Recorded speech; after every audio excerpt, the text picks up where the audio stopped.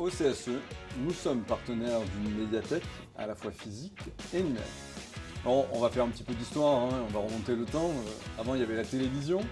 Pour connaître le programme, il fallait écouter Jacqueline Cora et bien d'autres.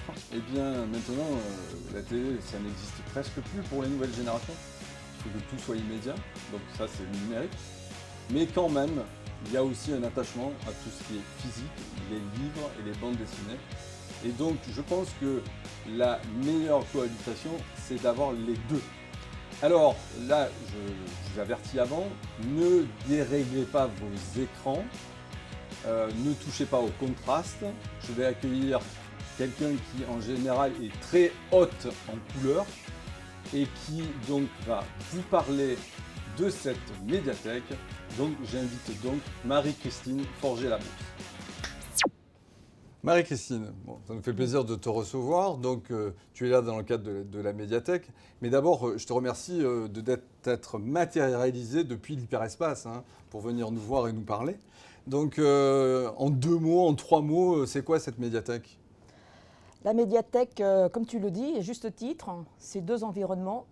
Car effectivement, on lit encore, le papier existe encore, mais on est dans un monde et notre société est digitale, donc nous allons vers le digital. D'accord. Donc concrètement, effectivement, nos salariés peuvent profiter de 2 types de médiathèques, physiques et effectivement à travers leur smartphone, la télévision, les tablettes, et libres de voir soit du film, soit de lire de la presse, parce qu'on lit, des magazines, mais également écouter de la musique.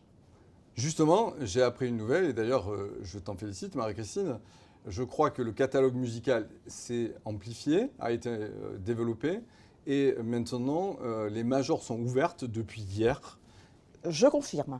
D'autant qu'effectivement, qu'on a une écoute, ce qui n'était pas du tout prévu à l'origine, très forte, et tant la presse que la musique a aujourd'hui été publicité par les salariés. Malgré que chacun ait effectivement des forfaits, des abonnements sur des plateformes privées. Donc bonus et top succès pour notre opération médiathèque qui, je rappelle, vient de fêter sa première année. Bien, et en plus, encore cette année, elle est tout à fait gratuite. Alors il n'y a pas de piège, il n'y a pas de piège de carte bleue à la fin, on ne piège personne, les gens peuvent s'inscrire, c'est gratuit et ça reste gratuit encore toute cette année. Tout à fait. Donc effectivement, grâce au partenariat avec les CSE, dont effectivement le CSE auquel tu appartiens, il y a gratuité avec effectivement une prise en charge tant par les CE que par l'association, de façon à ce que le salarié puisse effectivement découvrir.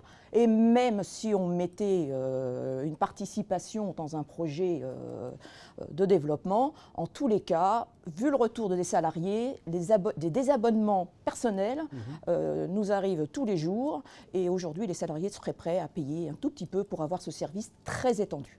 Un succès donc, avec plus de 1000 adhérents, je crois. Ah, on est à 1300, quasiment 1300 adhérents à aujourd'hui, en moins d'une année. Et aux dernières statistiques, donc on est vraiment dans l'actualité, puisque nous sommes aujourd'hui, on a notre conseil d'administration et derrière suivra l'assemblée générale du bilan annuel.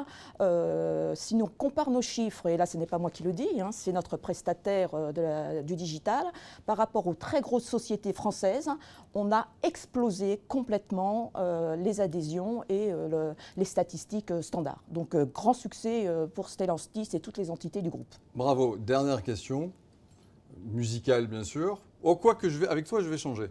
On va faire bande dessinée. La BD c'est bien, j'aime bien. Ouais, plutôt Tintin, les bijoux de la Castafiore ou superbe. Astérix chez les Bretons. Ah, moi je suis désolée, moi je suis une adepte de Tintin. Donc Tintin, les bijoux de la Castafiore. Merci Marie-Christine. Merci.